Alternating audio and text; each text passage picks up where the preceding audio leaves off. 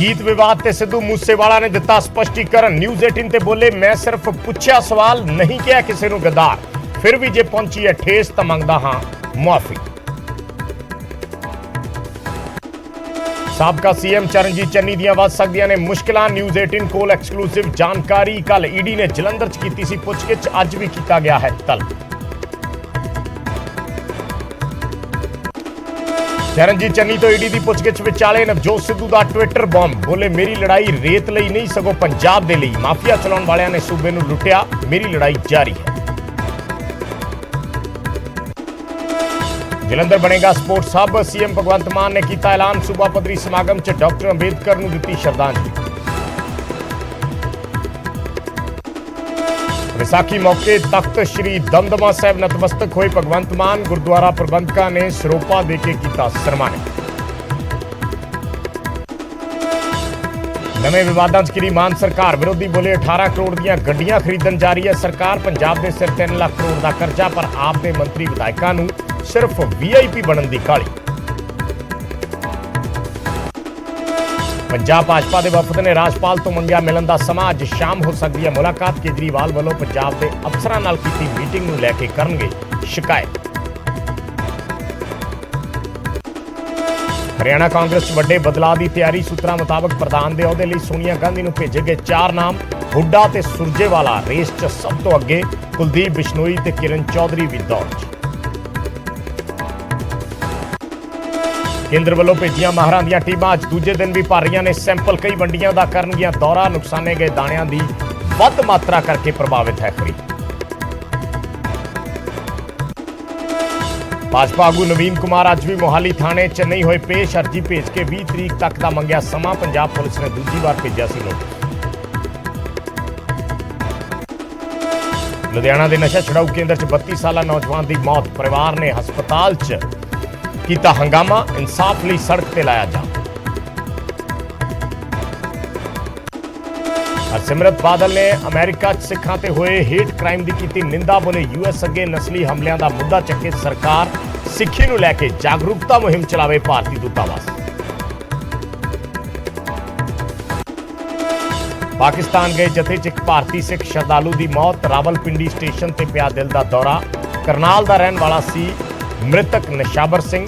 पाकिस्तान च होया सी जंग। विसाखी ते खालसा स्थापना दिवस मौके गुरु घरां च रौनकां। तख्त श्री केसगढ़ साहिब च उमड़िया सिख श्रद्धालुओं का सैलाब। बड़ी गिनती च नतमस्तक हो रही है संगत।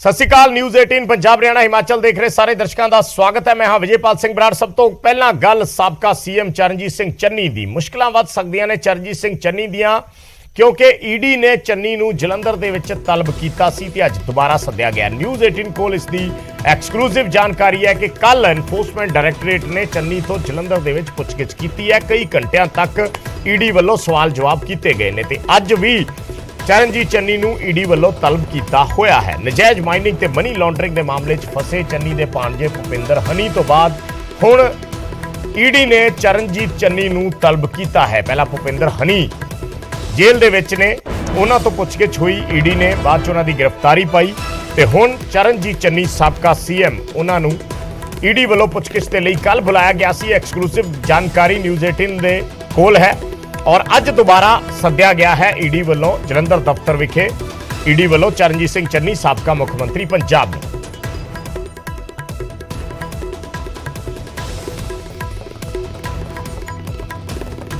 कल कई घंटिया तक सवाल जवाब किए गए सी चरणजीत सिंह चन्नी तो। एनफोर्समेंट डायरैक्टरेट वालों दस दईए कि जिस वेले 13 अप्रैल नूं कई घंटिया तक चन्नी तो पुछगिछ हुई है। कल जिसका असीं जिक्र कर रहे सी, कल 13 अप्रैल नूं ईडी के दफ्तर जलंधर दे विच चन्नी पेश होए सी। तलब किया गया सी और सवाल जवाबां दा सिलसिला चलिया सी काफ़ी देर तक, कई घंटिया तक। ईडी ने अज दोबारा चन्नी नूं पुछगिछ दे लई बुलाया है जलंधर दफ्तर दे विच ही। न्यूज़ 18 ते एक्सक्लूसिव जानकारी असीं दर्शकों दे नाल साझी कर रहे हां। होर ज़्यादा तफसील नाल सवालों के जवाब जिहड़े ईडी वालों ਮੰਗੇ ਗਏ ਨੇ। ਨਜਾਇਜ਼ ਮਾਈਨਿੰਗ ਤੇ ਮਨੀ ਲਾਂਡਰਿੰਗ ਦਾ ਮਾਮਲਾ ਹੈ।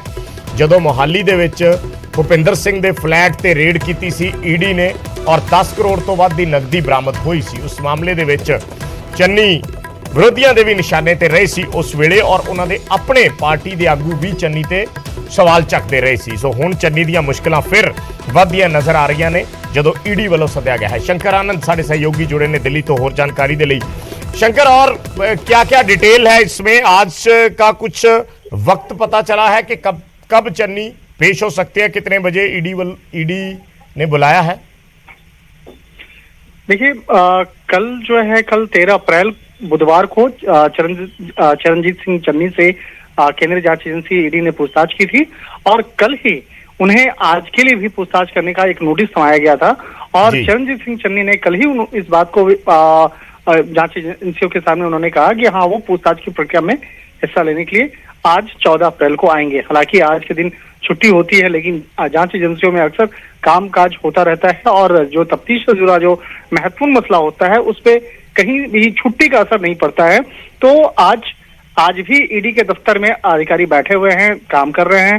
हालांकि आज सरकारी छुट्टी है, अगर देखा जाए, अगर राज्य के दृष्टिकोण से देखा जाए तो बैसाखी है, इसके साथ ही भीमराव अंबेडकर जयंती है और छुट्टी होने के बावजूद भी जांच एजेंसी के अधिकारी लगातार काम करते रहते हैं। तो आज उनको बुलाया गया है। तो हो सकता है कि आज जो लंच के बाद यानी दूसरे पहर में आज पूछताछ के बाद पूछताछ की प्रक्रिया में शामिल होने के लिए आज चरणजीत सिंह चन्नी। शंकर, कुछ सवालों के बारे में पता चला? किस तरह के सवाल पूछे गए हैं ईडी की तरफ से? क्योंकि कई बार ये तो हमें अंडरस्टूड ही होता है कि एक लंबी चौड़ी लिस्ट होती है सवालों की, लेकिन क्या कुछ आइडिया मिल पाया है किस तरीके के सवाल ईडी पूछना चाह रहे हैं चरणजीत चन्नी से? देखिए, कल वाली जो सवाल की मैं बताना चाहूंगा कि कल जो पूछताछ की प्रक्रिया हुई उसमें जो सामान्य तौर पे जो पहले जो सवाल जवाब होते हैं, जैसे ही आपसे क्वेश्चनिंग होती है तो सबसे पहले आपका नाम पूछा जाता है, आपसे संबंधित तमाम जो जानकारियां हैं, आपके परिवार और तमाम आपके बैंकिंग खातों के बारे में, आपके तमाम प्रॉपर्टी के बारे में, वो सबसे पहली प्रक्रिया होती है, वो एक डिटेल लिया जाता है। उसके बाद आवश्यक जो भी दस्तावेज मांगे जाते हैं कि आप अपने बैंक का कहाँ आपका बैंक है, किस जगह पे है, किस तरह का आपका ITR रिटर्न फाइल करते हो, तो उससे संबंधित दस्तावेज जो है वो मांगे जाते हैं, उससे संबंधित जानकारियां मांगी जाती है। अब उसके बाद जो दूसरी प्रक्रिया शुरू होती है वो होती है केस से संबंधित मामले की पूछताछ के लिए।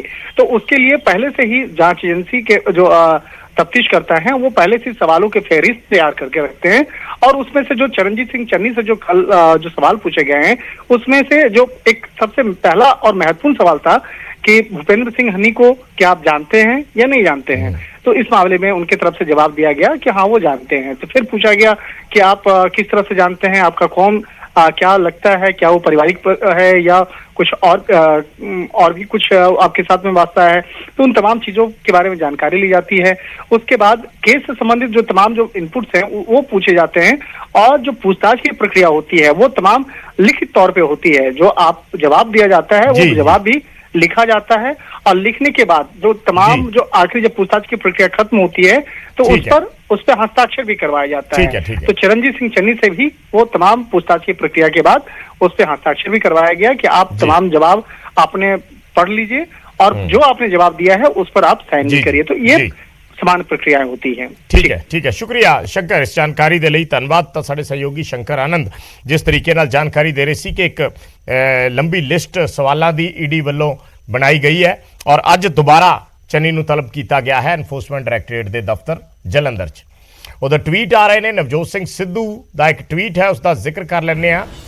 सिद्धू लिख रहे हैं कि नजायज़ माइनिंग ਨੂੰ ਲੈ ਕੇ चन्नी तो पुछगिछ हुई है और ट्वीट जो चन्नी नवजोत सिद्धू ने किया है, ट्वीट असी पढ़ के दसते हैं। ट्वीट के सिद्धू कह रहे हैं कि मेरी लड़ाई पंजाब के लिए सी, ना कि रेत लई। माफिया चलाउण वालियां ने अपने हितां लई पंजाब के खजाने नूं लुटिया।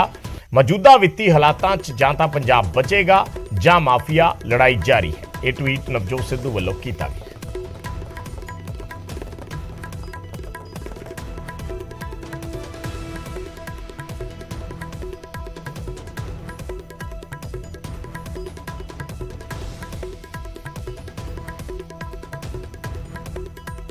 चरणजीत सिंह चन्नी ਨੂੰ ईडी ਵੱਲੋਂ ਨੋਟਿਸ ਜਾਰੀ ਹੋਣ ਤੋਂ ਉਹਨਾਂ ਦੀ ਪੇਸ਼ੀ ਹੋਣ ਦੀ ਜਿਹੜੀ ਕਾਲ ਕੀਤੀ ਹੈ ਇਨਫੋਰਸਮੈਂਟ ਡਾਇਰੈਕਟੋਰੇਟ ਨੇ ਇਸ ਤੋਂ ਇਹ ਗੱਲ ਸਾਬਿਤ ਹੋ ਗਈ ਕਿ ਜਿਹੜੀ ਆਮ ਆਦਮੀ ਪਾਰਟੀ ਇਲੈਕਸ਼ਨ ਤੋਂ ਪਹਿਲਾਂ ਕਹਿੰਦੀ ਸੀ ਵੀ ਚੰਨੀ ਸਾਹਿਬ ਜਿਹੜੇ ਆ ਰੇਤ ਮਾਫੀਆ 'ਚ ਇਨਵੋਲਵ ਹੈ, ਹਿੱਸੇਦਾਰ ਹੈ।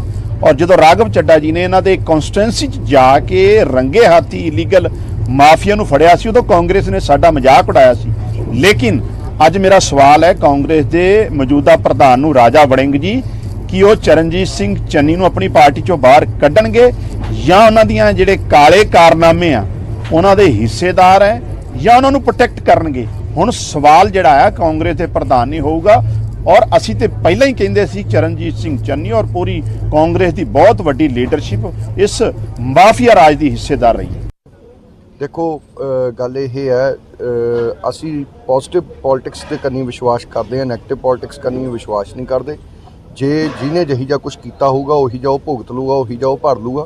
अगर उन्होंने तलब किया गया तो जे वो सच्चे होणगे तो उहदे चों बाइज्जत बरी होकर आउणगे। जेकर कोई भी किसी किस्म का उन्होंने गलत काम किया होगा तो जो भी देश के कानून दे विच रह के जो सज़ा होगी उन्होंने नूं भुगतनी। पता लग्या कि ईडी ने साबका मुख मंत्री चन्नी जी नूं बुलाया है पुछगिछ लई ते काफ़ी बार बुलाया कर पर वो पेश नहीं हुए।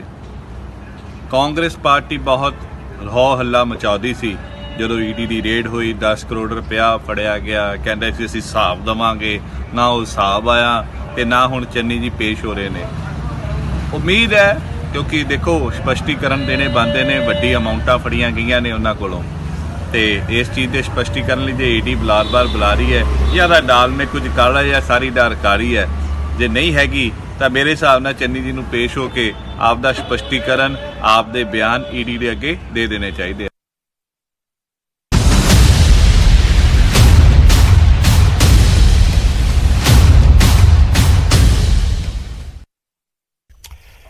ਤੇ ਪੰਜਾਬ ਦੇ ਸੀਐਮ ਭਗਵੰਤ ਮਾਨ ਵੱਲੋਂ ਜਲੰਧਰ ਨੂੰ ਸਪੋਰਟਸ ਹੱਬ ਬਣਾਉਣ ਦਾ ਐਲਾਨ ਅੱਜ ਕੀਤਾ ਗਿਆ। ਸੀਐਮ ਭਗਵੰਤ ਮਾਨ ਨੇ ਅੱਜ ਸੂਬਾ ਪੱਧਰੀ ਸਮਾਗਮ ਨੂੰ ਸੰਬੋਧਨ ਕੀਤਾ, ਡਾਕਟਰ ਅੰਬੇਦਕਰ ਨੂੰ ਸ਼ਰਧਾਂਜਲੀ ਭੇਂਟ ਕੀਤੀ। ਜਲੰਧਰ ਦੇ ਵਿੱਚ ਉਹਨਾਂ ਨੇ ਕਿਹਾ ਕਿ ਅਸੀਂ ਡਾਕਟਰ ਅੰਬੇਦਕਰ ਦੇ ਨਾਮ ਤੇ ਯੂਨੀਵਰਸਿਟੀ ਖੋਲਾਂਗੇ ਔਰ ਜਲੰਧਰ 'ਚ ਸਭ ਤੋਂ ਵੱਡੀ ਸਪੋਰਟਸ ਯੂਨੀਵਰਸਿਟੀ ਬਣਾਈ ਜਾਏਗੀ। ਜਲੰਧਰ ਨੂੰ ਸਪੋਰਟਸ ਹੱਬ ਬਣਾਇਆ ਜਾਏਗਾ ਔਰ ਬਾਬਾ ਸਾਹਿਬ ਦੇ ਸੁਪਨਿਆਂ ਨੂੰ पूरा करांगे। भगवंत मान अज जलंधर पहुंचे सी, सूबा पद्धरी समागम सी डॉक्टर अंबेदकर की 131वीं जयंती के मौके पर, और इस मौके उन्होंने वालों जलंधर तो सारे पंजाब वासियों को संबोधन किया गया और जलंधर नूं स्पोर्ट्स हब बनाउण दा ऐलान मुख्यमंत्री भगवंत मान ने किया।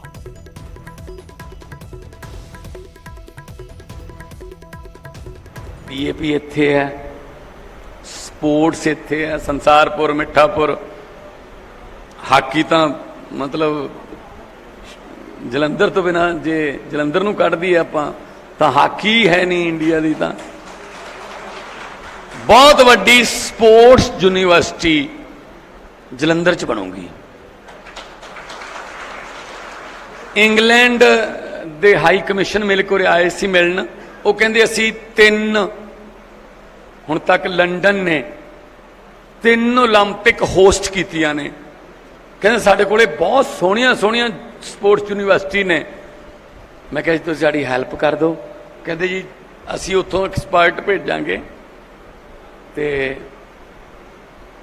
जलंधर दे विच तुहाडा हरभजन सिंह तुहाडा असीं राज सभा दे विच लिया कि जलंधर नूं स्पोर्ट्स हब बनाईए।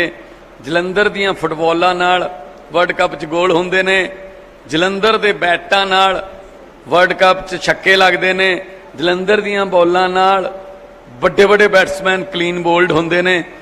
सो जलंधर जिहड़ा है उस स्पोर्ट्स की हब बनाउणी है।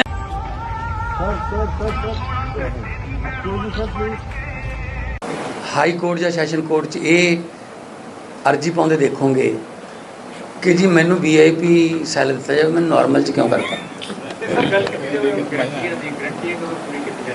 गारंटियां पूरियां होने लगी। अज ही अंब की गुठली बीजी है तो अज ही कहने हो अंब क्यों नहीं लग्या। टाइम तो दो, थोड़ा जिहा तो टाइम दो, गारंटियां पूरियां करांगे। एक भी गारंटी ऐसी नहीं होगी जिहड़ी पूरी ना हो। उन्होंने करी जाणगे, उन्होंने दियां वो कहते हैं ना, कबीरा तेरी झोपड़ी गल कटियन के पास, जो करनगे सो भरनगे, तू क्यों भय उदास।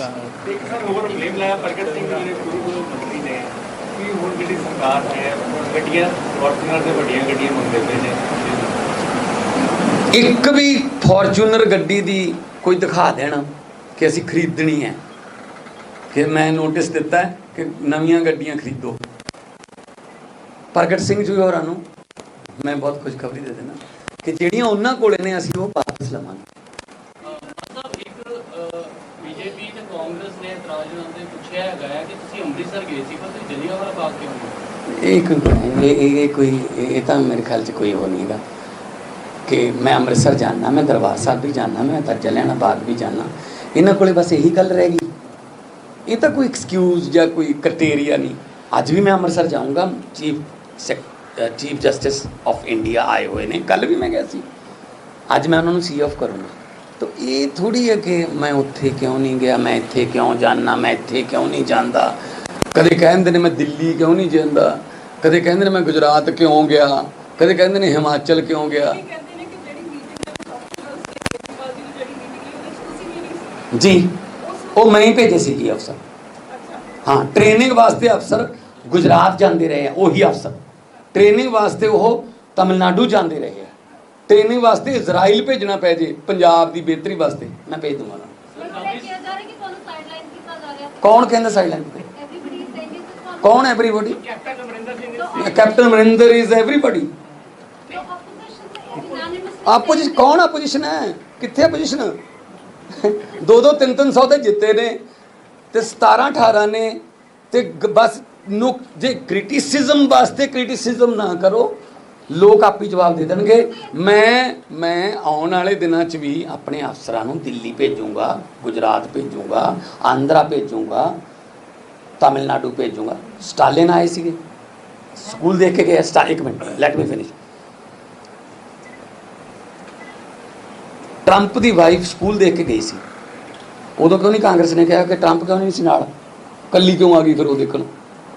ਹੱਕ ਹੈ ਚੰਗੀਆਂ ਚੀਜ਼ਾਂ ਦੇਖਣ ਵਾਸਤੇ ਜਿੱਥੇ ਮਰਜ਼ੀ ਚਲੇ ਜਾਓ। 16 ਤਰੀਕ ਨੂੰ ਤੁਹਾਨੂੰ ਬਹੁਤ ਵੱਡੀ ਖੁਸ਼ਖਬਰੀ ਮਿਲ ਜੂਗੀ ਤੇ ਨਾਲੇ ਜਵਾਬ ਮਿਲ ਜੂਗਾ। ਤੁਸੀਂ ਕਹੋਗੇ ਹਾਂ ਭੇਜਿਆ ਕਰੋ।